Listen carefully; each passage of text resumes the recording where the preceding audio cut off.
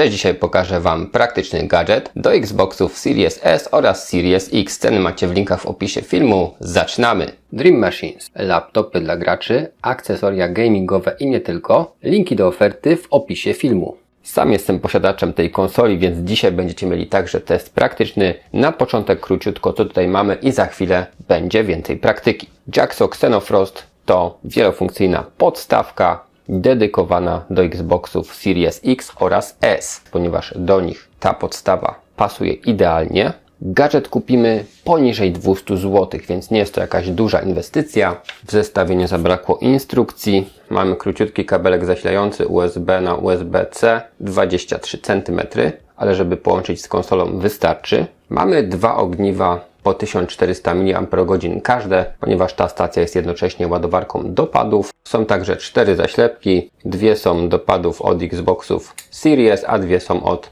Xboxów One. Ponieważ do tej konsoli możemy korzystać także ze starszych padów. Ja też tak osobiście robię. No i widzimy samą podstawkę. Mamy tutaj miejsce na naszego Xboxa.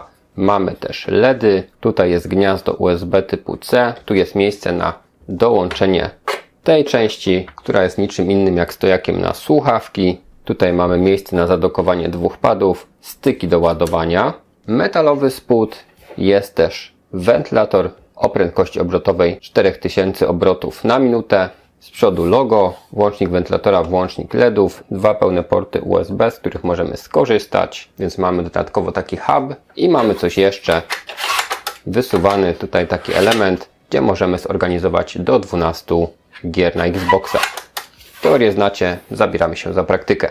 No to zaczynamy część testową. Na początek zasilimy sobie podstawkę i zobaczymy, co nam się tutaj będzie działo. Ok, jak podłączyłem zasilanie, słyszymy wentylator. W tej chwili widzicie poziom jego hałasu.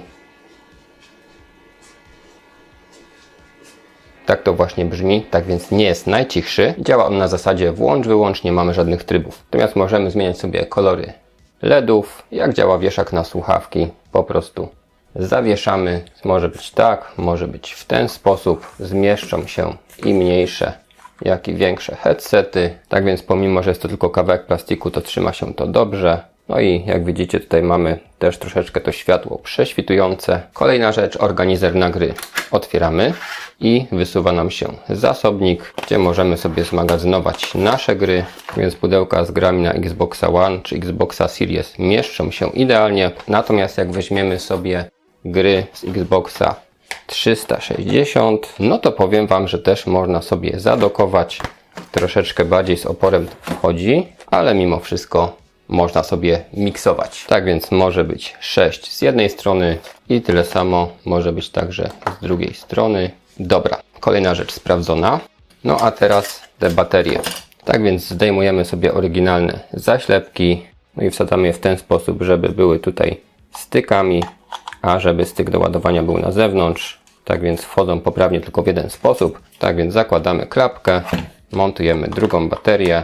Cyk, wskakuje, druga klapka na miejscu. No i teraz jak mamy konsolę zasiloną i odkładamy te pady, no to tutaj mamy zielony kolor, że te baterie zaczynają się nam ładować. No bo tutaj te baterie dotykają styków. Wygląda to ładnie, jednocześnie jest praktyczne. Ale gdybyście mieli na bogato i na przykład będziecie mieli dwa pady Elite Series 2, no to one się tu po prostu nie będą ładować, ale można sobie je w ten sposób ładnie także zorganizować. A można podładować sobie zawsze z gniazda konsoli, czyli podłączamy jakiś kabel, podpinamy do pada i też nam się on będzie ładować. Spróbujemy sobie zmierzyć przepływ powietrza z tego wentylatora. Powiem Wam, że tak na dotyk to niewiele czuć, więc tutaj tą funkcję chłodzenia to raczej bym potraktował jako ciekawostkę, bo nawet mi tu prawdę mówiąc nie wykrywa jakiegoś większego przepływu powietrza. No tutaj od spodu, gdzie to powietrze jest zasysane, to ten przepływ powietrza za duży nie jest. Jeśli chodzi o prędkość w metrach na sekundę, no to mamy tutaj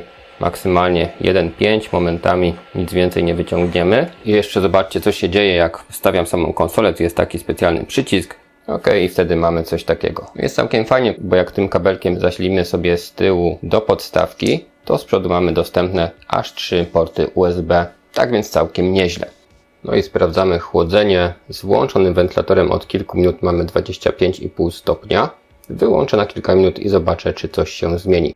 przepływ powietrza 2,4 metra na sekundę. No i jak widzicie, przepływ powietrza jest mniej więcej taki sam, natomiast temperatura odrobinkę podskoczyła, 25,7. I po pograniu kilka minut w Star Wars Battlefront 2 mamy 33 stopnie bez włączonego chłodzenia. Włączę je teraz na kilka minut i zobaczymy, czy ta temperatura zacznie spadać lub przynajmniej nie będzie rosnąć. Ok, po kolejnych kilku minutach z włączonym chłodzeniem mamy niecałe 38 stopni. Wyłączam je teraz, pogram jeszcze trochę i tutaj ta temperatura utrzymywa się na tym poziomie. Zobaczymy, czy bez chłodzenia konsola bardziej się rozgrzeje. No i co ciekawe, wyłączone jest ciszej, ale konsola ma już ponad 39 stopni, pewnie dojdzie do 40. Kolejne kilka minut później konsola ma ponad 42 stopnie, odpalamy na nowo chłodzenie i liczę, że ta temperatura trochę spadnie. Ok, chłodzenie pracowało przez kilka minut, natomiast temperatura cały czas troszeczkę wzrastała, więc uznajemy, że to chłodzenie raczej tutaj jest najmniej istotną funkcją. No i tak to wszystko prezentuje się w pełnej okazałości. Ok, podsumowując, jeśli chodzi o ten gadżet, powiem szczerze, że jest niedrogi i bardzo praktyczny. Co jest najcenniejsze według mnie, to, że mamy ładowarkę do padów. Mamy też w zestawie baterie, dzięki którym możemy zapomnieć o dokupowaniu w kółko baterii do padów. Funkcje praktyczne, czyli wieszak na słuchawki i organizer na gry też są fajne, natomiast co do funkcji chłodzenia, mamy wentylatorek, który troszeczkę hałasuje. Czy coś tam chłodzi, bez dokładnych pomiarów ciężko to stwierdzić. No natomiast nie ukrywajmy, kto jest posiadaczem Xboxa Series X, wie, że ta konsola się nie przegrzewa oraz jest bardzo cicha. Tak więc tutaj myślę, że to chłodzenie możemy sobie odpuścić, ale całą konsolę mamy fajnie zorganizowaną, a pady zawsze naładowane i gotowe do gry. W takiej cenie, jak dla mnie rewelacja. Pamiętajcie, że aktualne ceny macie w linkach w opisie filmu, warto sprawdzić. I na dzisiaj to wszystko. Dziękuję za obejrzenie, trzymajcie się.